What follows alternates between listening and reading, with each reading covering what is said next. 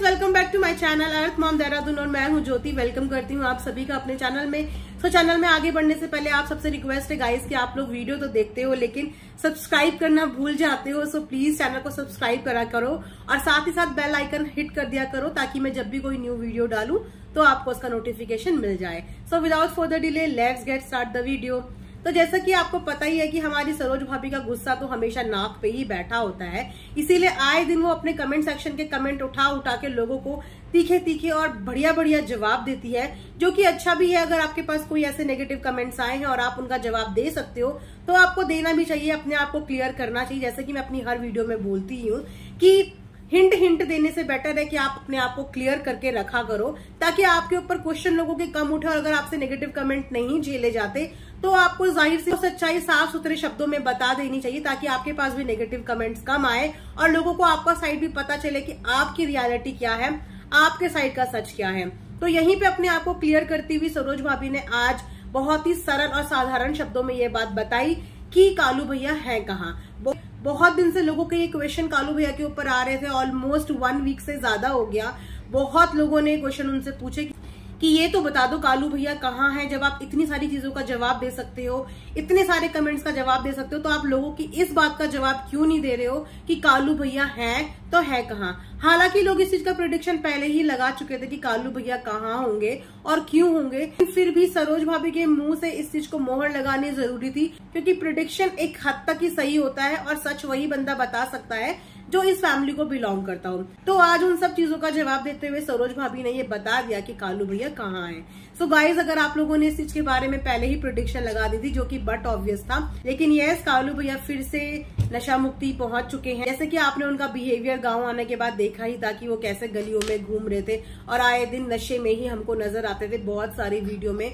तो सरोज भाभी भी कब तक झेलती, क्योंकि एक एडिक्ट बंदा ना इतनी जल्दी से एडिक्शन नहीं छोड़ सकता। कुछ टाइम के लिए वो जरूर छोड़ सकता है लेकिन उसके बाद कुछ तो उसकी संगत होती है और कुछ उसकी नीड होती है, उसकी बॉडी की नीड होती है कि जिसे पूरा करने के लिए फिर वो किसी भी हद तक गिरता है।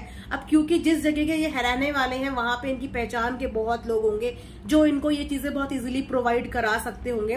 तो वापस से वो चीज जैसे ही इनके मुंह में लगी तो फिर से इनको उन्हीं चीज की आदत पड़ने लगी। और वो हमने इनकी व्लॉगिंग में देखा ही था कि एवरीडे अपने हर व्लॉग में ये हमें नशे में ही नजर आ रहे थे। और तो और इन्होंने घर में भी कुछ प्रॉब्लम क्रिएट करी थी जिसकी वजह से घर के लोग भी परेशान हो रहे थे।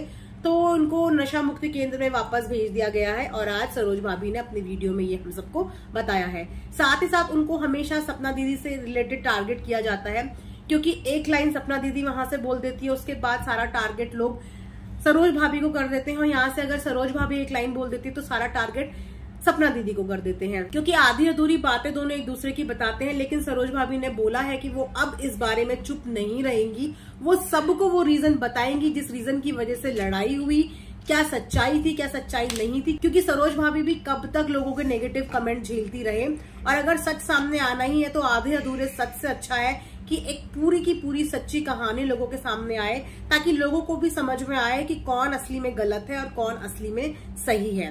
तो इन सब बातों का जवाब देते हुए सरोज भाभी आप सबके आगे बहुत जल्द ही सच्चाई बताने वाली हैं कि इन झगड़े की शुरुआत कहाँ से हुई थी, ऐसी क्या प्रॉब्लम्स क्रिएट हुई कि बात सोशल मीडिया तक आ गई और बात एक दूसरे के कैरेक्टर तक आ गई। थोड़ा सा इंतजार कीजिए क्योंकि सिचुएशन अभी वहां उनके यहाँ अच्छी नहीं है।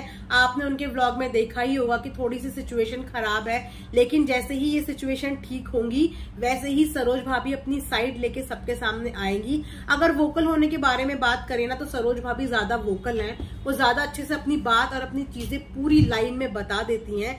उनके अंदर गुस्सा भी बहुत ज्यादा है इसलिए गुस्से में वो सब चीजें बता देती हैं। लेकिन ये नेचर सही भी होता है क्योंकि अगर आपको बहुत सारा क्रिटिसिज्म झेलना पड़े, लोगों की इतनी ज्यादा नेगेटिविटी झेलनी पड़े, तो आपको अपनी साइड और अपना पार्ट रख देना चाहिए ताकि लोगों को जानने में और ज्यादा आसानी हो कि इस पूरी कहानी में कौन ज्यादा गलत है, कौन ज्यादा सही है, कौन सच्चा है, कौन झूठा है। क्योंकि फिलहाल तो कालू भैया की उस एक्टिविटी की वजह से सारी की सारी नेगेटिव इमेज कालू भैया एंड उनकी फैमिली की ही बनी, क्योंकि उन्होंने सोशल प्लेटफॉर्म पे अपनी बहन और अपनी भांजी के लिए जो इतनी बड़ी बात कह दी थी वो उस बात को कोई भी सपोर्ट नहीं करता और ना ही आने वाले टाइम पे उस बात को कोई सपोर्ट करेगा।